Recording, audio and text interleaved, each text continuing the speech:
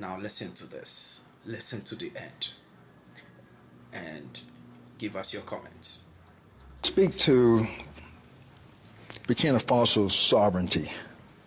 They maintain their sovereignty.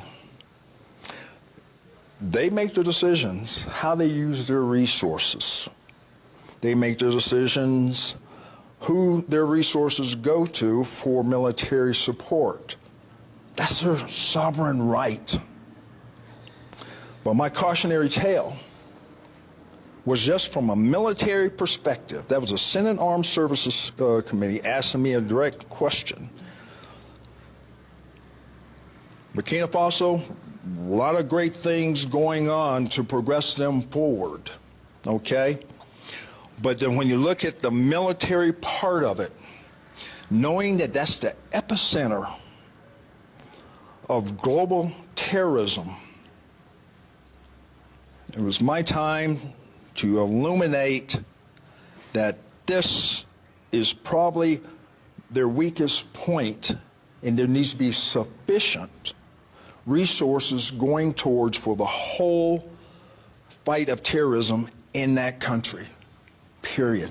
They make their decisions, though. That's their sovereignty, their sovereign right to make their decisions, what is appropriate, what's not. But I wanted to illuminate that it's going in the wrong direction now. ISIS is getting stronger. JNIM is getting stronger. Al-Qaeda in the lands of the Maghreb is getting stronger in that country. And do you think it's getting stronger after General Traoré took over? It has. Just look at the numbers of attacks. It really has, since 2022. I've been tracking this since I took command. So, no ill will towards him, but the decisions is their own. They're looking for other ways to be able to, they're still on warfighting footing. It's just going to take more resources. So you stand by that statement? Because there's been pressure on you to walk those statements back. That's my statement. That's my assessment. That is getting worse.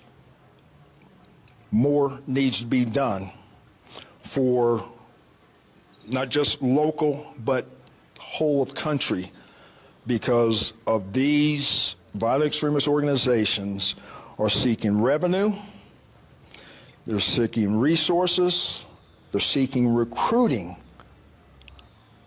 from the Burkinabe people, and they're seeking refuge within their country. That threatens their sovereignty. And that threatens America's interest? Say again? Does that then threaten America's interests? Yes, thank you for asking that. Because especially ISIS,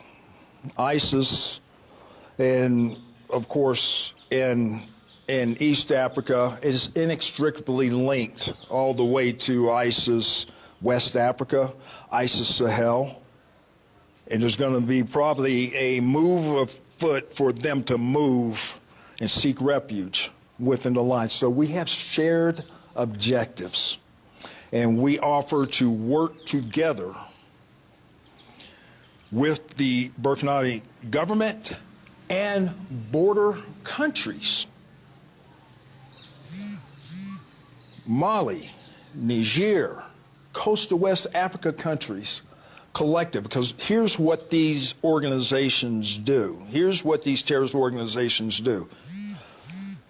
They seek refuge in the seams or the borders of these countries and lets them thrive and grow and lets them recruit, gain resources to carry on their illicit and nefarious activities against the populations of those people.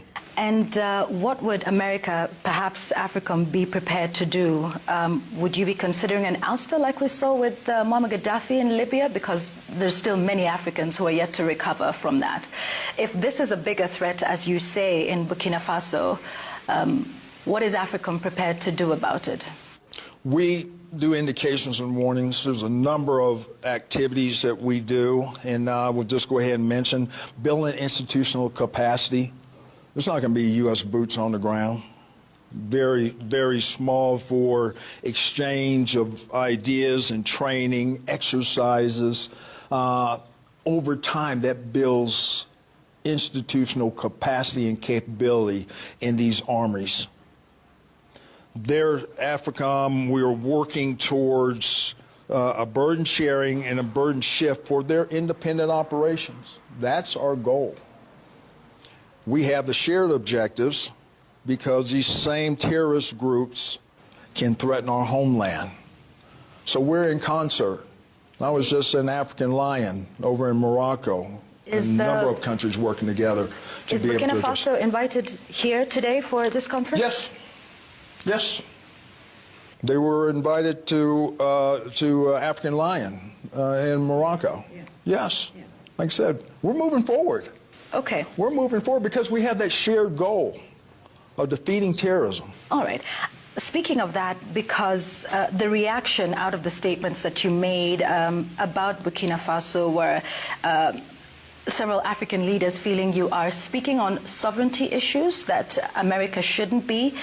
And as a result, there are those who see the role of Africa as less of a partner in, the war against, shared threats, as you mentioned, and more of a protector of Western or American economic interests that allows access to Africa's vast mineral resources, and as more of a paternalistic relationship than one of respect amongst peers. What would you respond to that? I respond that there's others on the globe that do that.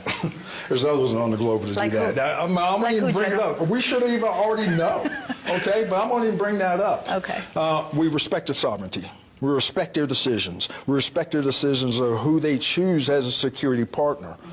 And then we measure the common denominator that's keeping these countries across the Sahel from progressing forward. In 2050, the largest workforce on the globe is going to come out of the continent of Africa. The youth need hope. They need peace and stability so they can hit their potentials. That's a long-range goal of AFRICOM as we look to help these countries set those conditions for stability and security so prosperity can be presented to all the populations and the youth. Pan-Africanism is real and it's strong, and there's an opportunity to come up on the global stage, and this continent can do it. That's what we really envision. So you're not concerned about China and Russia expanding their military and economic influence across the continent? We are concerned about it, yes. What about it concerns you? Well, their influence. Their influence may not be looked upon as being a positive influence. For who? For America or for Africa? Well, for Africans, okay?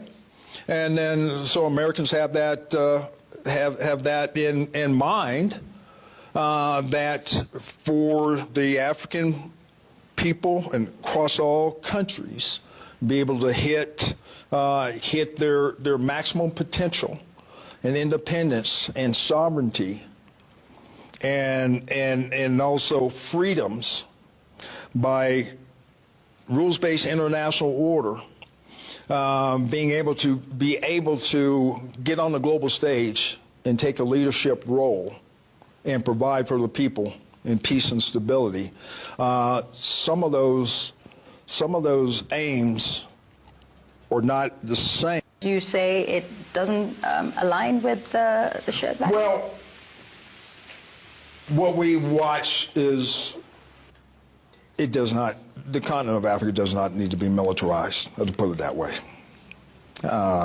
Does not need to be militarized. So we watch, as far as security agreements and what does it mean? Is it really for the stability to fight the threats of a African country, or is it for them and their ability to establish a global hegemon of basis? That's what concerns us. We'll have to leave it there for now. Thank you very much. Right. General Michael Langley. Thank you very much for speaking with us on Right. Citizen Television.